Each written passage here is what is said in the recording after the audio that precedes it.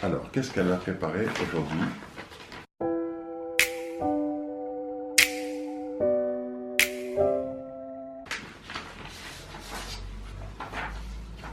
Je découvre mon conjoint à la naissance de notre enfant. Ah ah, j'adore.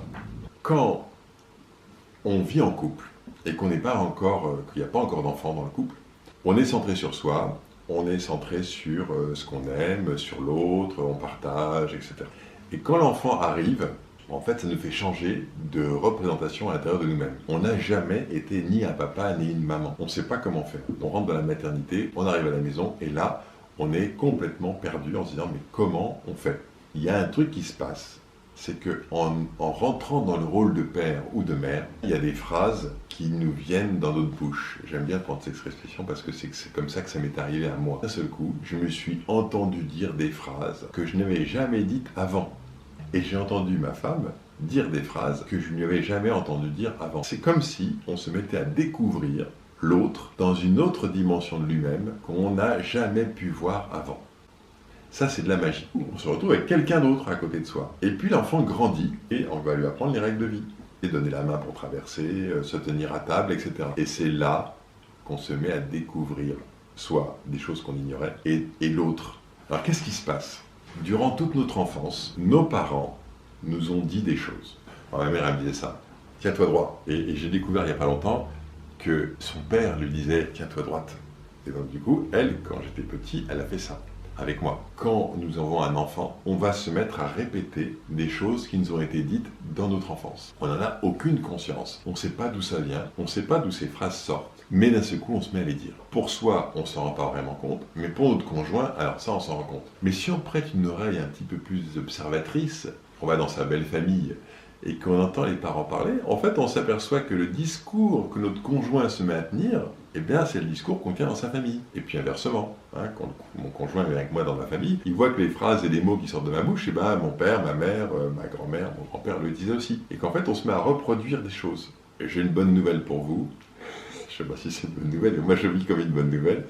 On n'est pas obligé de reproduire ça. C'est-à-dire que si vous apercevez que ce que vous ont donné vos parents ne vous convient pas, que la façon dont vous avez été élevé avec certaines règles ne vous conviennent pas, eh ben vous pouvez les changer. Et ce qu'on peut changer le plus, c'est la question du pourquoi tu me dis ça. Vous vous souvenez quand on était petit, on vous dit fais ça, tiens-toi droit, machin. Et puis quand vous posez la question à l'adulte, mais pourquoi tu veux que je fasse ça? L'adulte ne sait pas vous répondre. C'est comme ça. Pourquoi il ne sait pas vous répondre? Parce que lui-même, il ne sait pas pourquoi il vous dit ça. Parce que son propre père ou sa propre mère lui a dit ça quand il était enfant. Donc il ne sait pas d'où ça vient, mais ça sort tout seul. Mais c'est comme ça. Et si vous ne faites pas attention, vous allez recommencer avec ça avec votre propre enfant. Est-ce que c'est ça que vous voulez transmettre à votre enfant? Peut-être que oui, peut-être vous dites ça, c'est super. Et puis il y a des choses qu'en fait vous dites, pourquoi je dis ça? En fait, j'ai pas de raison de dire ça. Ça, vous pouvez le changer.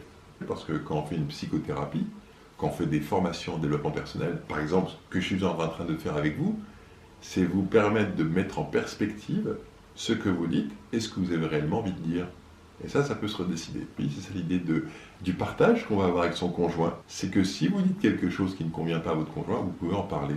Et vous dire, mais pourquoi tu dis ça? Pourquoi tu t'y prends comme ça? Pourquoi tu montes le ton? Pourquoi? Parce qu'en fait, ce qui va énerver l'autre ne va pas forcément vous énerver vous, et inversement. Et pourquoi vous êtes énervé? Pourquoi vous montez comme ça dans les tours? Pourquoi d'un seul coup une bêtise prend autant d'importance? Parce que quand vous étiez petit, quand vous faisiez ça, on vous tombait dessus. Vous ne savez même pas pourquoi vous réagissez comme ça, mais en fait parce que vous répétez un comportement appris. Mais l'autre, qui n'a pas été élevé dans votre environnement, il vous regarde, il se dit, mais qu'est-ce qui t'arrive? Calme-toi. Vous voyez? Et inversement. Donc c'est ça qui est passionnant dans un couple, c'est qu'en fait on peut s'aider à remettre en question des choses qui sont là parce que vous savez même pourquoi elles sont là, et à redéfinir ce que vous avez envie d'être comme parent.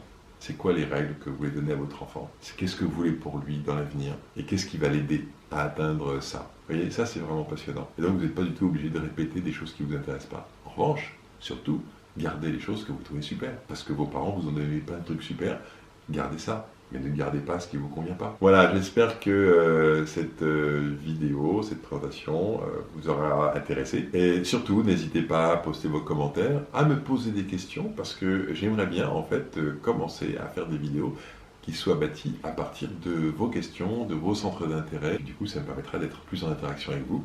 Ce serait sympa. À très bientôt!